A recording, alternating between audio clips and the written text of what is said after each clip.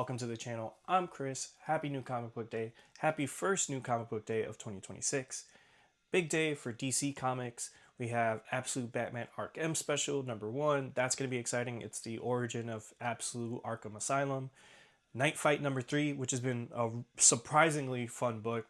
The best DCKO tie-in. I'm actually following that more closely than I am the DCKO mainline book.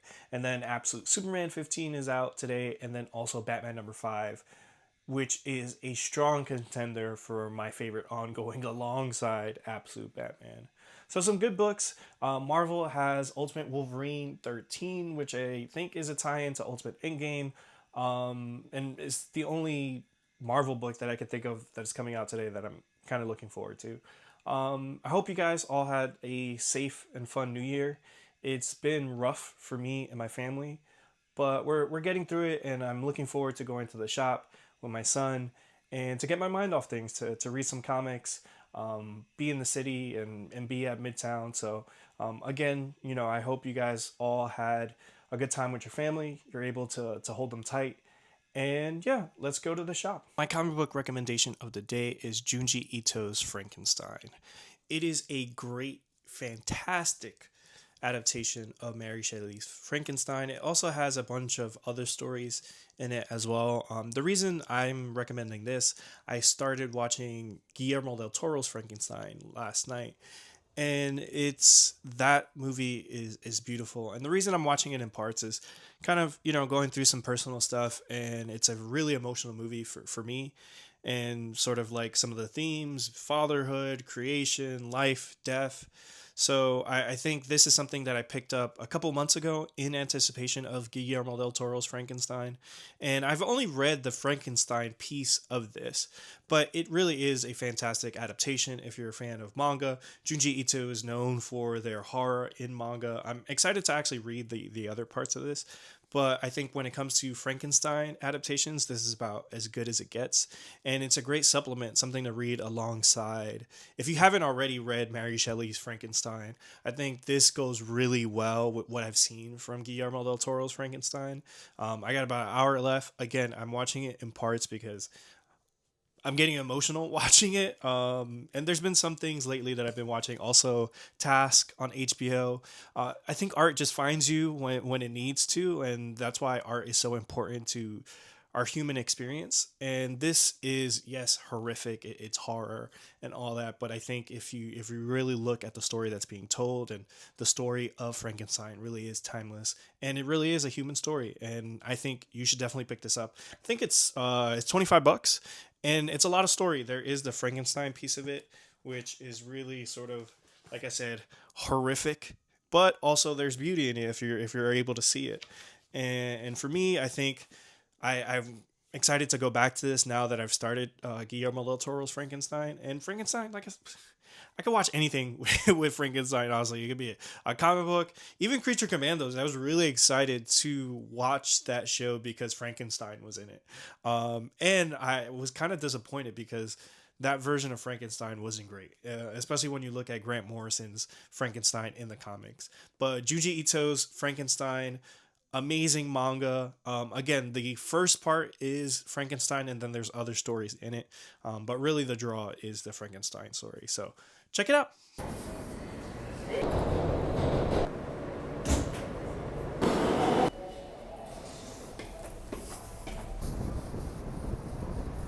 Nice, man.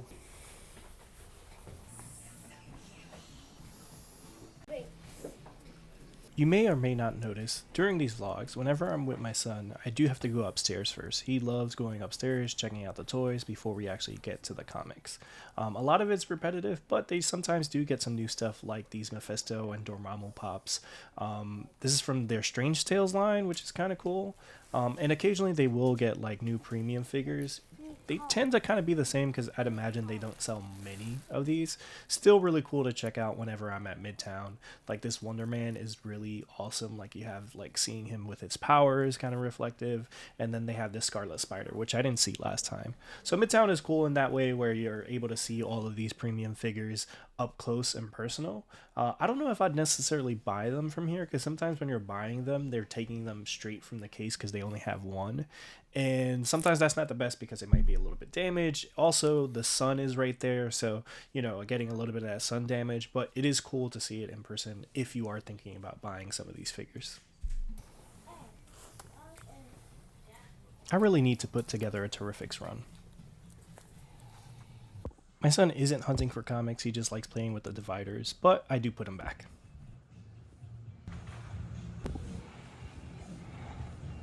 All the years of coming to Midtown Comics, I've never bought a Midtown Comics piece of merch, and I think I'm going to change that in 2026.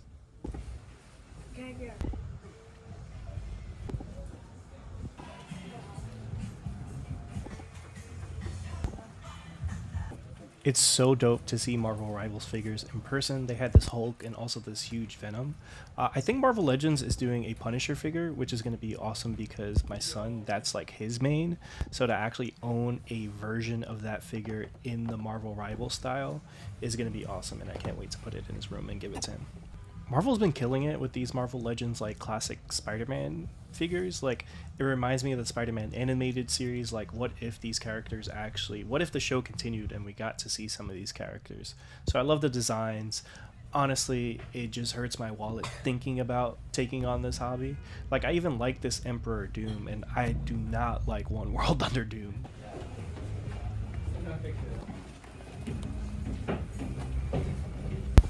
I got a Punisher bug lately, and I started Rick Remender's Punisher, and I'm digging it. Honestly, it's pretty cool, and I think when I'm done, I'm probably gonna get this omnibus.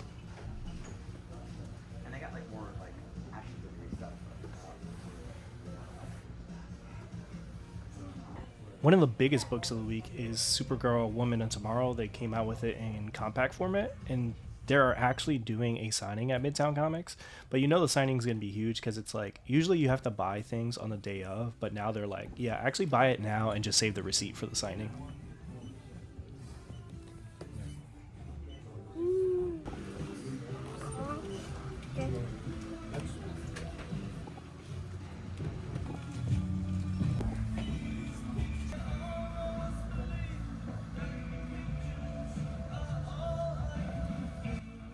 A funny thing happened while me and my son were shopping for comics. Sean from the Comic Pals walked in to get his weekly pull. Love Sean, love the Comic Pals, great show. It's inspired me so much over the years as a content creator. We got to catch up, took this little photo, and yeah, he's a dope dude. Check out the Comic Pals if you haven't already.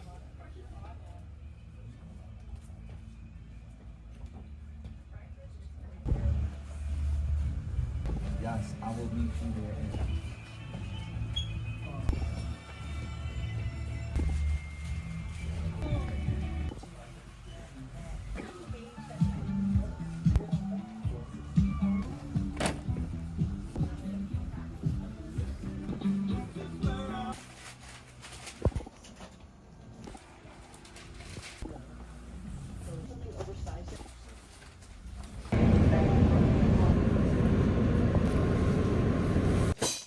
I'm back, and I got some comics. Only a few. It was a stacked week, honestly, at DC. But honestly, just not in a position to be buying too many books. But got some things that I just have to read like right now. Batman #5. I said it earlier. This is in the running for my favorite ongoing. Every issue has been this self-contained great story. I love this new status quo that Matt Fraction and Jorge Jimenez have set. Also, Jorge Jimenez is doing stuff in this book that I feel like he's never been able to do in his Batman. And he's been drawing Batman for years. So to be able to have a writer like Matt Fraction push him to places that he's never been is really cool. And then we have Night Fight #3. I haven't really been too into KO. I feel like every time I read DCKO, at least the mainline event, I'm confused. The fights are underwhelming. Some of the tie-ins have been pretty decent and stuff, but I feel like in an event that's sort of like, hey, why don't we pin the DC universe against each other? It's been really underwhelming in terms of the fights, but this has been a great story. On top of the fact that you have all-time Dan Mora art. So Joshua Williamson, Dan Mora. It's a great way to kind of explore Bruce's relationships with his Robins, with his kids. So far we've gotten Dick, Jason. I'm thinking this one might be Jason Todd. I haven't been reading any previews or anything like that, so I'm kind of going in outside of the cover, going in blind on this one. And then the probably book of the week for everyone, the Absolute Arkham #1 special. I read this on the train and it is insane. Like Scott Snyder, Frank Thierry. If you've ever read any of Scott Snyder's comicsology or his horror work, it's on full display here. I feel like we got a second Joker issue with this one. There's a lot of stuff with the Joker, Arkham. There's some crazy first appearances. The last page is the first appearance of a really big DC character in the Absolute universe.